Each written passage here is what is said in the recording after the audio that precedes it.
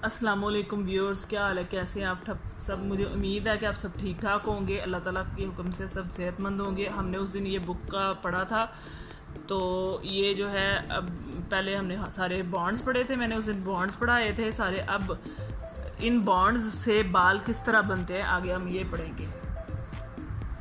यहाँ पे लिखा हुआ है बॉन्ड्स बाल किस तरह बनाते हैं। यहाँ पे थोड़ी मिस प्रिंटिंग हुई है, तो इस वजह से बॉन्ड्स जो है ना, बाल नहीं, बॉन्ड्स बाल किस तरह बनाते हैं। ये सारे जो है ना बॉन्ड्स जो मिलकर बाल कैसे बनाते हैं। अब यहाँ पे आगे लिखा है बॉन्डिंग बालों के खुलियों को ठोस शक्ल में तब्दील करती है।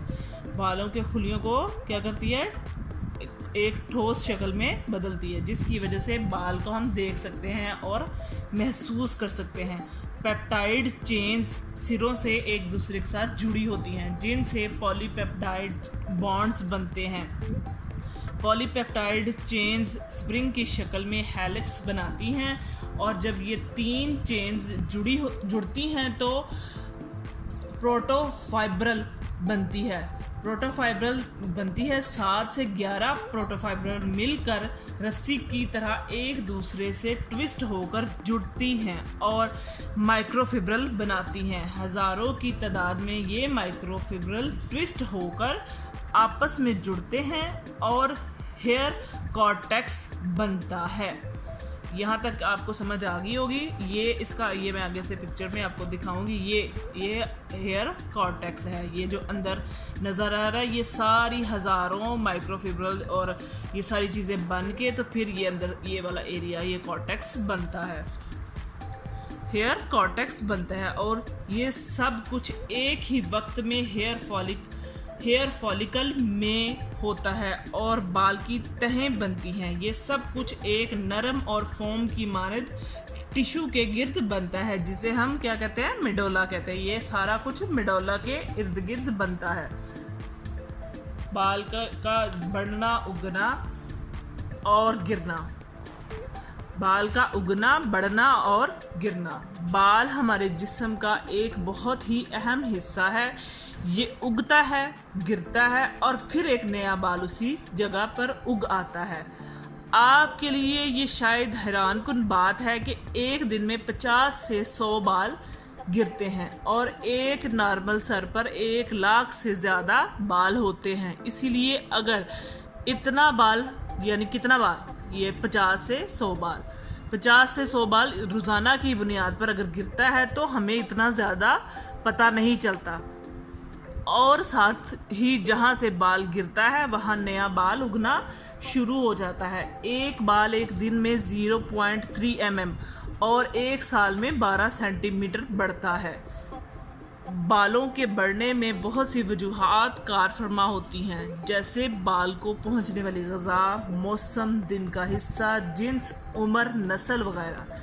सर के बाल बाकी जिस्म के बालों की निस्बत जल्दी उगते हैं, यानी जल्दी बढ़ते हैं। गर्मियों में बाल जल्दी बढ़ता है और सर्दियों में बाल कम बढ़ते हैं। दिन की रोशनी और जब बालों को खून से बेहतर, यानी खून के ज़रिए खून से बेहतर खुराक मिलती है तो ग्रोथ बढ़ती है। जिन्स, उम्र और नस्ल भी बाल की ग्रोथ में अहम किरदार अदा करते हैं। बाल जब तक जिल्द के अंदर होता है जिंदा होता है। जैसे ही वो स्कैल्प यानी जिल्द से बाहर आता है तो मुर्दा खुलियों में मुश्तमिल होता है। बाल के बढ़ने की 3 अहम स्टेजेस होती हैं। अब आगे हेयर ग्रोथ स्टेजेस दिखा दिए हैं। एनाजिन, कैटाजिन और टेलोजिन, ये इसकी स्टेजेस हैं। इसके बारे में हम मज़ीद पढ़ेंगे। ये एनाजिन स्टेज के अंदर किस तरह बाल बढ़ रहा है और कैटाजिन स्टेज में कैसे बढ़ रहा है और टेलोजिन में कैसे बढ़ रहा है, ये सारी चीज़ें इसमें दिखाएंगे, पिक्चर में दिखाई गई हैं। अब आगे इसके बारे में हम मज़ीद पढ़ेंगे। पहली स्टेज है एनाजिन, जिसे फॉल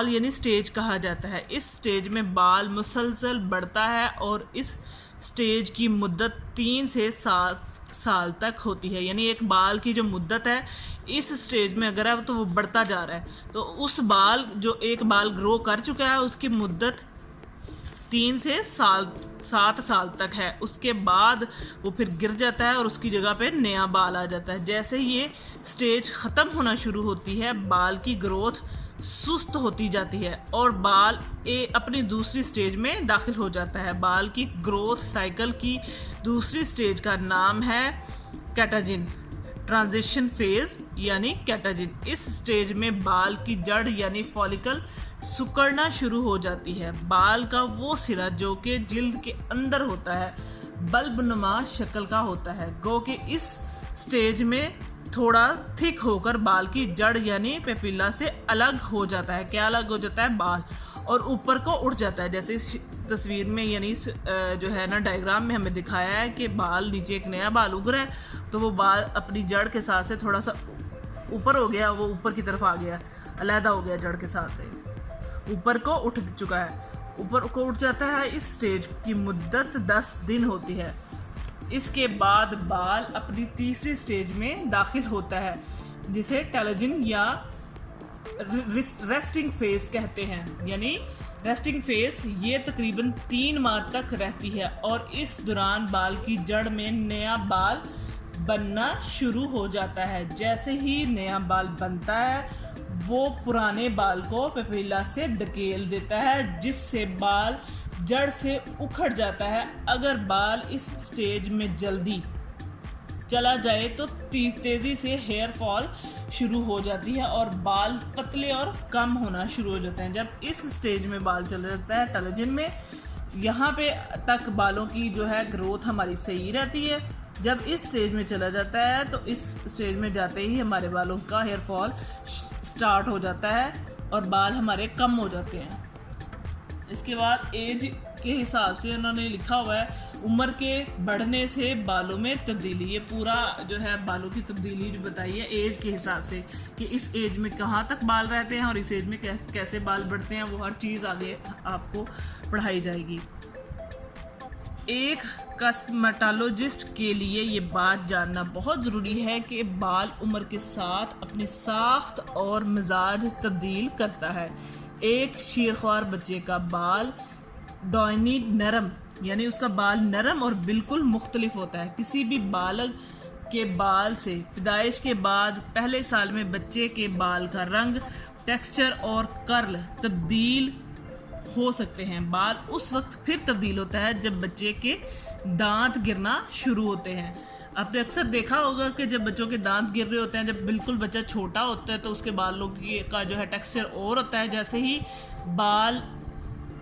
बच्चा बढ़ रहा होता है तो उसके बालों का टेक्सचर नरम और सॉफ्ट भी हो जाता है। कई बच्चों का खुरदरा हो जाता है और फिर मुस्तकिल दांतों से तब्दील होते हैं। यानी मुस्तकिल जब दांत आ जाते हैं तो उनसे बाल भी तब्दील हो जाते हैं। ये अमूमन 5 से 6 साल की उम्र होती है। बाल अपना कलर, अपनी साख्त तब्दील करता है और मैनेज करने में भी अमूमन मुश्किल हो जाते हैं। जैसे जैसे वो बालों की ग्रोथ यानी उसकी साख्त बदल जाए तो फिर उनको मैनेज करने में भी अमूमन मुश्किल होती है। सन्ने बलोगत शुरू होती है और बच्चों में हार्मोन्स की तब्दीली आती है तो बाल दोबारा अपनी साख्त को तब्दील करता है। बाल नर्म और संवारने में आसान हो जाते हैं और बाज़ औक़ात बाल का टेक्सचर तब्दील नहीं होता। मतलब यहाँ पे कहने का है कि इस मतलब स्टेज में जब सन्ने बलोगत आती है तो इसमें बाल का जो है टेक्सचर चेंज भी हो जाता है और बाल बच्चों का चेंज नहीं होता और बाल फिर उसी तरह रहते हैं जब तक के बालों में बाल सफ़ेद होने का अमल शुरू नहीं होता। जैसे ही बाल सफ़ेद होना शुरू होते हैं तो बाल रूखे हो जाते हैं। इसके बाद अब इसके आगे मज़ीद जो है बालों के बारे में टॉपिक हैं। गिरते हुए बालों का इलाज भी है, ये मैं आपको अपनी नेक्स्ट वीडियो में पढ़ाऊँगी। मुझे उम्मीद है यहाँ तक आपको वीडियो बहुत पसंद आई होगी और उसको समझ भी आई होगी कि बालों को जो है ना हमने बालों की केयर भी किस तरह करनी है और बाल किस तरह बनता है और बढ़ता है। तो आप मेरे इस चैनल को अगर कोई नए देखने वाले हैं तो उसे लाइक और सब्सक्राइब करें और शेयर करें और अगर किसी को समझ नहीं आई तो पीछे से प्रीवियस लेक्चर्स को भी देखें, आपको मज़ीद बहुत अच्छी समझ आएगी। और मेरे चैनल को सब्सक्राइब लाजमी करें। शुक्रिया, अल्लाह हाफिज़।